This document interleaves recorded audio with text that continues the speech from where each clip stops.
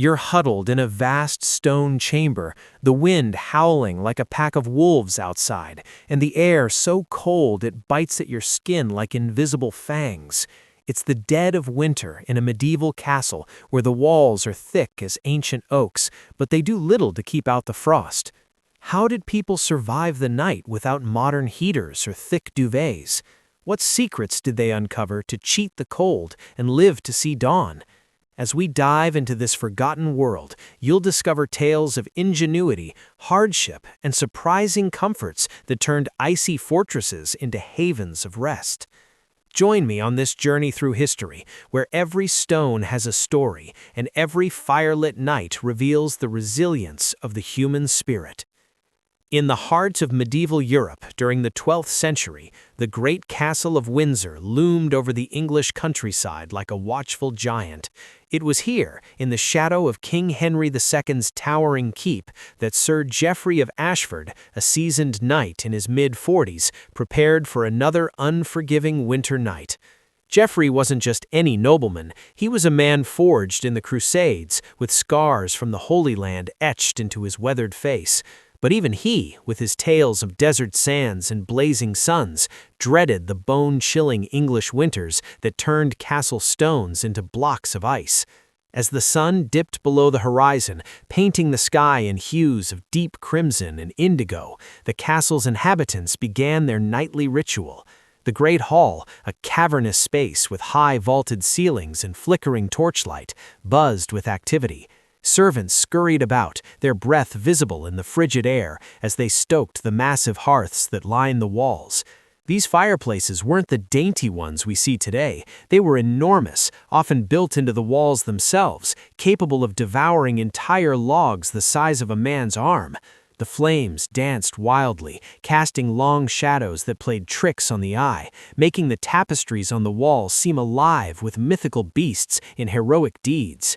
Geoffrey, wrapped in a heavy woolen cloak lined with fur from a northern wolf he'd slain years ago, watched from his wooden throne-like chair near the fire. He often reflected on how his ancestors had built these fortresses not just for defense against invaders, but as bulwarks against nature's own assaults. Castles like Windsor or the imposing Château de Chinon in France were marvels of engineering, but their thick stone walls, while impenetrable to arrows and siege engines, were poor insulators against the cold. The very material that kept enemies out let the chill seep in, turning the interiors into frozen labyrinths by nightfall. To combat this, the people of the castle employed an arsenal of clever strategies that blended necessity with innovation. First came the lairs. Oh, the lairs. Unlike our modern bedding, medieval folk didn't have the luxury of electric blankets or down comforters. Instead, they relied on what they called bedding bundles. Piles of straw-stuffed mattresses, woolen blankets, and animal skins stacked high to trap body heat. Geoffrey's own bed, in his private chamber off the Great Hall, was a four-poster affair, its frame carved from sturdy oak and draped with heavy curtains of thick linen. These curtains, often called bed hangings, could be drawn shut to create a makeshift cocoon, blocking out drafts and retaining the warmth from a brazier burning in the corner. But let's not romanticize it too much. Sleeping in a medieval castle was no fairy tale. The chambers were drafty, with gaps in the stonework that let in whistling winds, and the floors were often bare earth or cold flagstones. In winter, frost would creep up the walls, and the air smelled of smoke, damp stone, and the faint musk of unwashed bodies. Hygiene wasn't a priority in those days. Geoffrey remembered a particularly brutal night in 1170 when a fierce snowstorm battered the castle. He and his men had to huddle together in the barracks, sharing body heat like wolves in a den. It was then that he learned the value of communal sleeping, a practice common among soldiers and servants alike. In the lower levels of the castle, where the common folk slept, things were even more rudimentary. The servants' quarters were often in the undercroft, a dimly lit basement area used for storage and sleeping.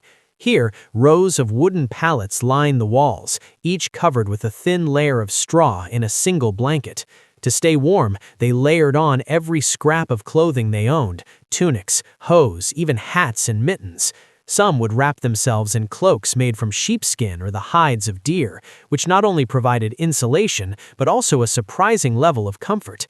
It was astonishing how these simple materials, sourced from the surrounding forests and farms, could make all the difference between life and death. Geoffrey often shared stories with his squire, a wide-eyed lad named Thomas, about how the Romans had influenced these practices. Back in the days of the Empire, soldiers in Britannia used heated floors called hypocausts, but by the medieval era, such luxuries had faded. Instead, innovations came from the Vikings and Normans, who brought fur-lined garments and the concept of the longhouse, a communal space where everyone slept near the fire. In castles like Edinburgh in Scotland, which Geoffrey had visited during a diplomatic mission, the Great Hall served as a multifunctional room, feasting by day, sleeping by night. The lord and his family might claim the upper platforms, while retainers sprawled on the floor, their bodies forming a human tapestry around the central hearth. One particularly riveting tale from Geoffrey's past involved a winter siege at Rochester Castle in 1215 during the Barons' War against King John. The castle was under attack and supplies were low, including firewood. The defenders, including Geoffrey's uncle, had to improvise. They used hot stones, heated in the fire and wrapped in cloth, to place at the foot of their beds, a technique that provided hours of gentle warmth without the risk of a full blaze. It was a simple yet effective method, one that saved lives during that grueling standoff. Imagine the scene, soldiers, exhausted from manning the walls, retreating to their cots, clutching these warm stones like treasured relics. The air was thick with tension, the cold a silent enemy, more formidable than the besiegers outside. As the night deepened, the castle transformed. The great hall fell silent, save for the crackle of the fire and the occasional snort of a sleeping dog. Geoffrey would retire to his chamber, where his wife, Eleanor, waited. She was a practical woman, skilled in the domestic arts, and she oversaw the preparation of their bed. First, they'd lay down a fresh layer of straw, then a woolen mattress stuffed with feathers from the castle's poultry. Over that went blankets woven from local sheep wool, traded from the nearby villages. Eleanor always insisted on adding herbs, lavender for its soothing scent, and rosemary to ward off pests.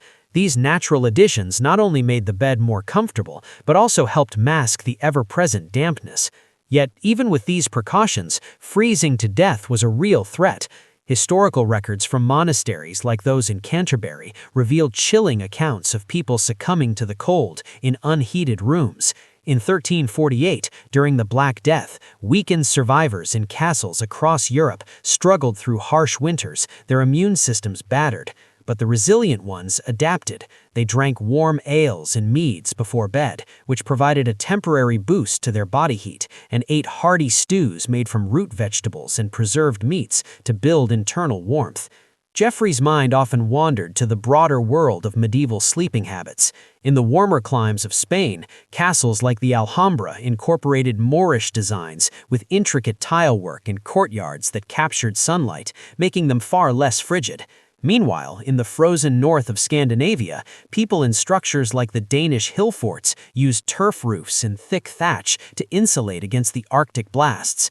These cross-cultural exchanges, brought back by crusaders and traders, enriched the ways English castles combated the cold. Geoffrey himself had adopted the Arab practice of using heated oils in lamps to warm small spaces, a luxury he kept hidden in his chamber. As dawn broke, painting the castle in soft golden light, Geoffrey would arise, his breath still fogging the air. The routine was relentless: break the fast with bread and ale, then tend to the day's duties. But in those quiet moments before sleep, he marveled at how humanity had endured. From the grand halls of kings to the humble corners of servants, the art of sleeping in medieval castles was a testament to ingenuity and adaptation, a dance with the elements that ensured survival.